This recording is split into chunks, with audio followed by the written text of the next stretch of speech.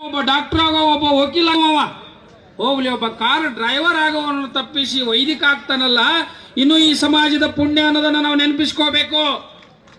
ನನ್ನ ಕಾರ್ ಡ್ರೈವರ್ಗೆ 10,000 ರೂಪಾಯಿ ಪಗಾರ ಕೊಡ್ತೇನೆ ನಾನು. ಅವ ಏನು ದಿನ ಕಂಠಪಾಠ ಮಾಡ್ಬೇಕನ್ನು ಒಮ್ಮೆ ಡ್ರೈವಿಂಗ್ ಕಲ್ತ್ಬಿಟ್ರೆ ಬಗ್ಗೆ ಹರಿದೋಯ್ತು.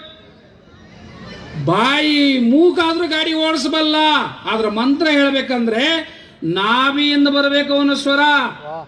ಅವ ಯೋಗೇನ ಚಿತ್ತಸ್ಯ ಪದೇನ ವಾಚ ಮಲಂ ಶರೀರಸ್ಯ ಚೈವೈದ್ಯಕೇನಾಂ ಯೋಪಾಕರೋತ್ತಂ ಪ್ರವರಂ ಮುನೀನಾಂ.